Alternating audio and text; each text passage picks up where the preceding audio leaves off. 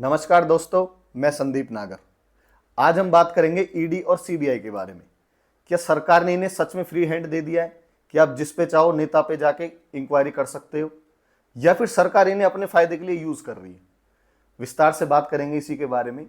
आप कल्पना कीजिए 2014 से पहले भारत की, जब बीजेपी और एनडीए की सरकार नहीं थी देश में। उस टाइम पे भी ईडी और सीबीआई काम करती थी, छापेमारी करती थी, लेकिन बहुत कम मात्रा में, अब के मुकाबले बहुत कम। लेकिन जो नया आंकड़ा सामने आया है, अब केसेस तो बढ़े हैं, इनकी छापेमारी तो बढ़ी है, ये बहुत अच्छी बात है, लेकिन सिर्फ विपक्ष के नेताओं पर। इसमें थोड़ा सा विश्वास पर इनके पर सवाल उठते हैं कि जो घोटाले हो रहे हैं सारे, देखो घोटाले ज्यादातर कहां पे उठते हैं? जो सत्ता में बैठे हैं, जो काम कर रहे हैं, घोटाले तो वहां होने चाहिए। जो विपक्ष में बैठे, मतलब ये पिछले केसों को निकाल के काम कर रहे हैं। लेकिन ये बात खटकती है कि 100%, 90% से ज्यादा अभी आंकड़ा आया है कि इतने केसेस सिर्फ विपक्ष के नेताओं पर नहीं हो सकते। इसलिए इनकी विश्वसनीयता पर सवाल बार बार उठ रहा है। सुप्रीम कोर्ट ने भी एक कथन में कहा है कि सीबीआई को सरकार अपने फायदे के लिए यूज कर लेती है, या फिर सीबीआई भी सरकार के लिए कठपुतली होती है और काम करती है।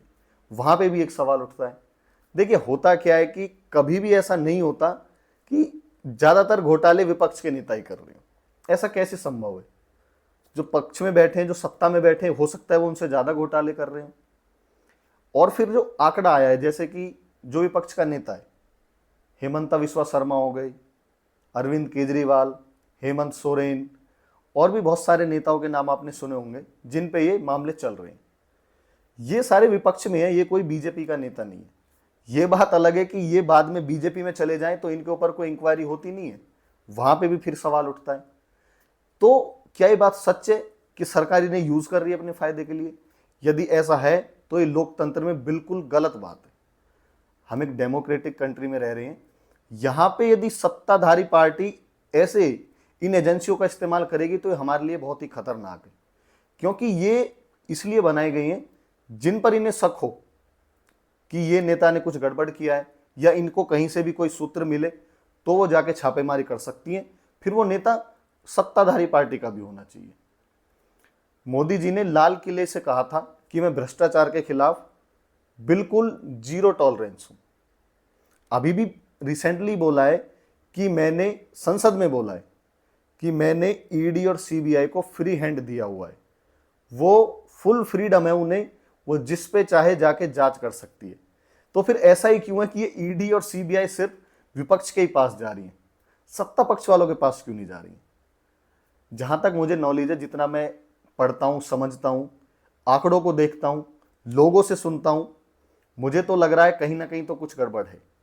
ऐसा बिल्कुल भी नहीं हो सकता कि सिर्फ विपक्ष के नेता पर ही घोटाले हों। आरोप पहले से लगे हुए हैं, ये बात सही है।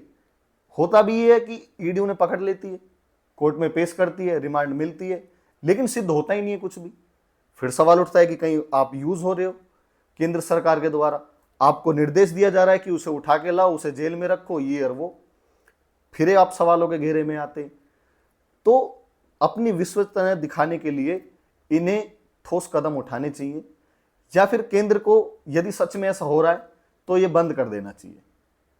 हमारे देश में ऐसा बिल्कुल नहीं होना चाहिए। हम एक लोकतांत्रिक देश में रह रहे हैं कि एजेंसियों का गलत इस्तेमाल किया जाए। हम संविधान से चलने वाले लोग हैं। ऐसा होगा तो ये देश के लिए बहुत ही खतरनाक है।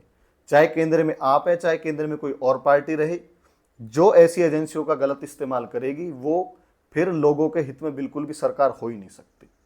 आपका क्या मानना है, इस पर विचार जरूर करना, वीडियो पे कमेंट जरूर बताना।